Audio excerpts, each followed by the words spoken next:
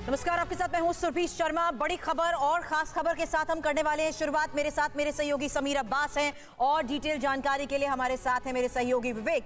एक घोषित कंगाल होते हुए भी खुराफात में अव्वल, तो दूसरा साजिशों में दुनिया में नंबर 1। जाहिर है भारत इन दो पड़ोसियों की नजर में खटकता है, तो इसकी वजह हमारी लोकतांत्रिक, आर्थिक और सामरिक मजबूती ही है। ताजा खबर यह है कि पाकिस्तान को अपनी बदहाली में भारत की अब याद आ गई है और पाकिस्तानी सियासत की इस रंग बदलने वाले चरित्र के बारे में आपको आज हम एक एक डिटेल बताएंगे। साथ ही एक्सपर्ट से होगी इस बारे में खास बातचीत। हम बात दूसरे फ्रंट यानी चीन की भी जरूर करेंगे। बताएंगे ड्रैगन की सिल्क रूट को सीधी चुनौती देते हुए भारत कैसे स्पाइस रूट को भी अब रिवाइव कर रहा है और इससे चीनी बौखलाहट कितनी बढ़ती जा रही है। जी हाँ, हम लोन देने वाले आपकी मदद नहीं करते, वो लाभ कमाने के लिए देते हैं।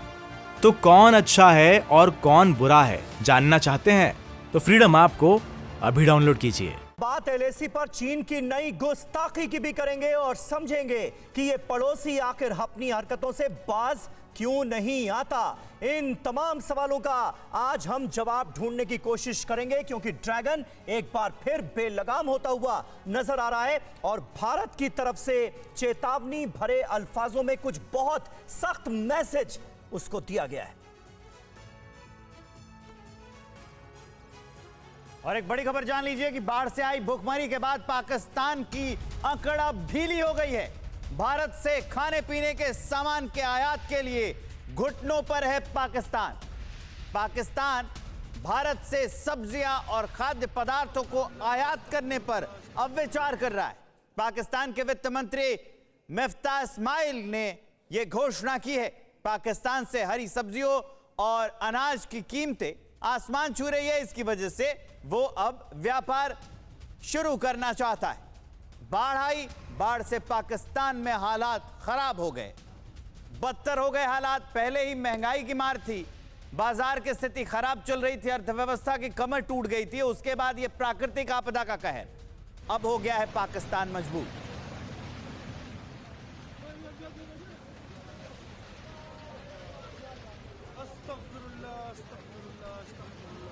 तो देखिए कुदरत का कैसा कोहराम झेल रहा है पड़ोसी मुल्क पाकिस्तान। क्या अंदरूनी हालात इस वक्त पाकिस्तान के अंदर बने हुए हैं, बाढ़ से कैसे बेहाल है ये मुल्क, इससे जुड़ी तमाम तस्वीरें हमने आपको दिखाई। हमारे साथ इस वक्त कुछ खास मेहमान हमारे साथ जुड़ चुके हैं। प्रसून शर्मा हमारे साथ मौजूद हैं, विदेश मामलों के जानकार। अजीम भट्ट पाकिस्तान के सीनियर जर्नलिस्ट हैं, सहाफी हैं, वो हमारे साथ मौजूद हैं। लेफ्टिनेंट जनरल वीके चतुर्वेदी साहब स्टूडियो में हमारे साथ बतौर डिफेंस एक्सपर्ट जुड़े हुए हैं और एम्बेसडर जेके त्रिपाठी साहब हमारे साथ इस वक्त स्टूडियो में मौजूद हैं।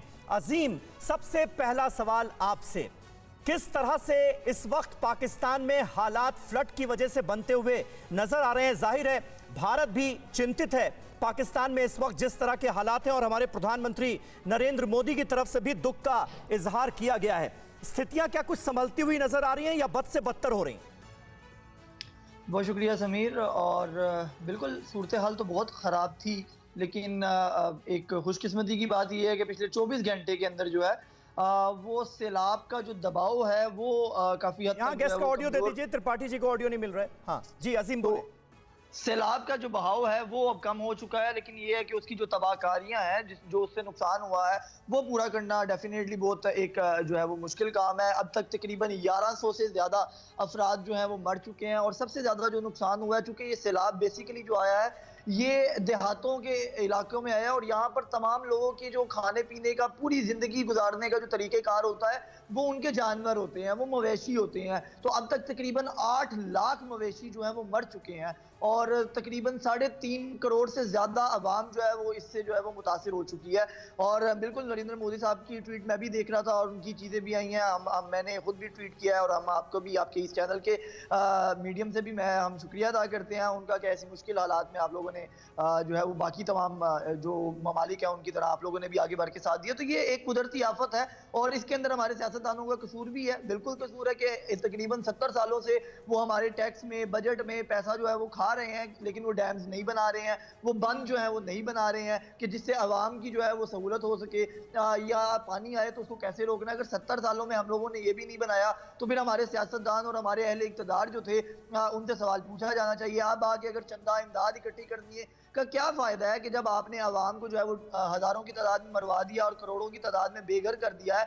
अब आप कहते हैं कि जनाब जो है वो हमें इमदाद चाइना भी दे दे, हमें तुर्की भी दे दे, हमें इंडिया भी दे दे, हमें IMF पैसे भी दे दे, लेकिन फायदा ही नहीं है जब आपने अरबों रुपए करोड़ों रुपए आवाम के टैक्सों से लेने आया। हम जाते हैं पेट्रोल लेने, उधर से भी हमें टैक्स देना पड़ता है, सब्जी लेने जाते हैं। लेकिन अजीम, ये कितना बड़ा दोहरापन है अपने आप में। आप देखिए कि पाकिस्तान की हालत आज कितनी खराब है, बाढ़ की वजह से हमारी संवेदना है, लेकिन ये वो मुल्क है जो लगातार आतंकवाद को, टेररिज्म को हमारे यहाँ एक्सपोर्ट करता है। आज भले ही भारत मदद आने वाले वक्त में दे दे, पाकिस्तान की तरफ से ये गुजारिश भी की गई है, लेकिन कहीं ना कहीं अपनी पॉलिसीज के बारे में क्या आपके मुल्क को सोचना पड़ेगा, ये एक बहुत बड़ा सवाल है।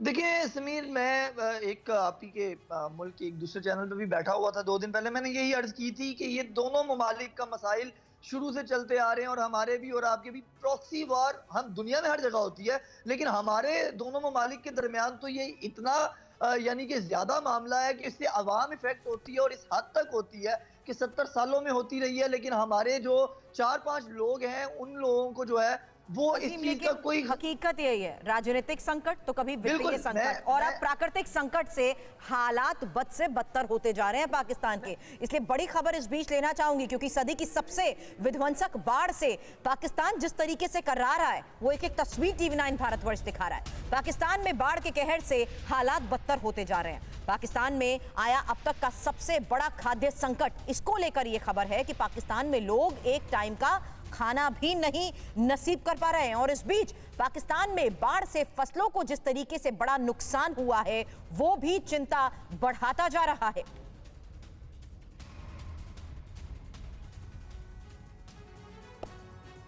तो कंगाली के हैं हालात और पाकिस्तान को अब भारत याद आया है, क्योंकि करीब 3 करोड़ से ज्यादा की जो जनसंख्या है पाकिस्तान की वो प्रभावित हुई है। जानकारी आपको बता दें कि पाकिस्तान एक बार फिर भारत के साथ व्यापार शुरू करना चाहता है। बाढ़ और खाने पीने की चीजों की कीमतों में इजाफे से घुटनों पर हमारा जो पड़ोसी देश पाकिस्तान, जो आतंकिस्तान है, वो आ गया है। पाकिस्तान के वित्त मंत्री मिफ्ताह इस्माइल ने कहा कि भारत से वो व्यापार शुरू करना अब जरूरी है। ये जानकारी भी उन्होंने दी। पहले से ही महंगाई से जूझ रहे पाकिस्तान में बाढ़ की वजह से संकट और बढ़ गया है, क्योंकि पहले से आर्थिक हालात खराब थे।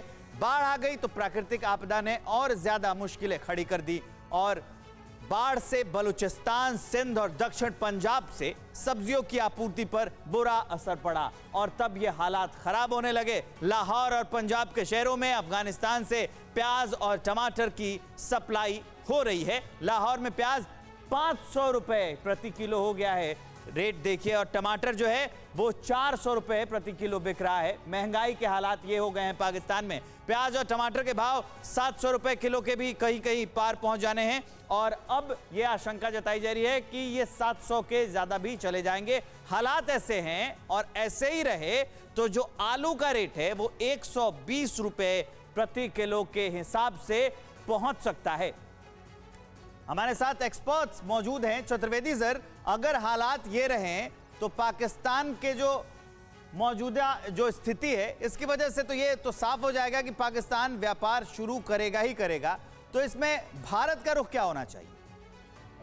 विवेक, इसमें जब इतनी एक बहुत ही प्राकृतिक आपदा हमारे पड़ोसी देश के ऊपर आई है तो मानवीय मूल्यों के ऊपर भारत हमेशा बहुत ऊंचा उठा है और उसने हमेशा मानवता की सहायता की है। और मुझे पूरा विश्वास है कि अगर आज पाकिस्तान के प्रधानमंत्री, हमारे प्रधानमंत्री नरेंद्र मोदी से वैक्सीन्स मांगेंगे, मेडिसिन मांगेंगे या किसी तरह की सब्जियां और इस तरह का व्यापार बढ़ाने की बातें करेंगे तो बहुत सकारात्मक रूप से भारत की तरफ से जवाब जाएगा और यह होना भी चाहिए। और एक चीज मैं कहना चाहता हूं शायद पीपल टू पीपल कांटेक्ट अगर रखा जाए तो बहुत बेहतर होगा, क्योंकि एज जो एक मनुष्य के रूप में मैं समझता हूं दोनों में इतना द्वेष नहीं है। ह्यूमैनिटेरियन ग्राउंड्स पे तो मुझे लगता है वो रिलेशंस हैं भी, लेकिन जो हालात वहां के हैं और जो मैसेजिंग जाती है पूरी दुनिया में,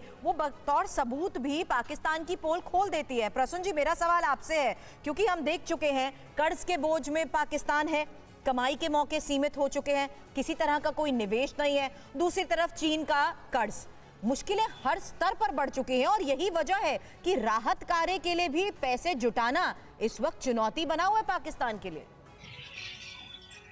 जी, पहले तो ये पाकिस्तानी सिटीजन्स के लिए एक दुखद समाचार है, पर अगर आप देखिए ह्यूमैनिटेरियन पर्पस पे भी अगर हम चाहे भारत हो या इंटरनेशनल कम्युनिटी है उनको एड देती है, क्या ये रियल जो नीडी पर्सन है उनके पास जाएगा, या ये पाकिस्तानी आर्मी और पॉलिटिकल क्लास अपने बेहतरी या अपने पॉलिटिकल एजेंडा को आगे करने के लिए यूज करेंगे? ये सबसे बड़ा क्वेश्चन मार्क रहता है पाकिस्तान में कोई भी रिसोर्स जाता है।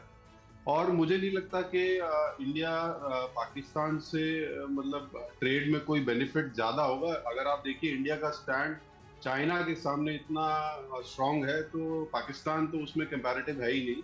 और हमारे विदेश मंत्री ने साफ कहा है चाइना से भी कि first we need to resolve border issues, then trade can proceed. और मेरे ख्याल से जो अभी तक इंडिया का स्टैंड रहा है पाकिस्तान से भी कि first we should resolve terrorism and then we can proceed on other.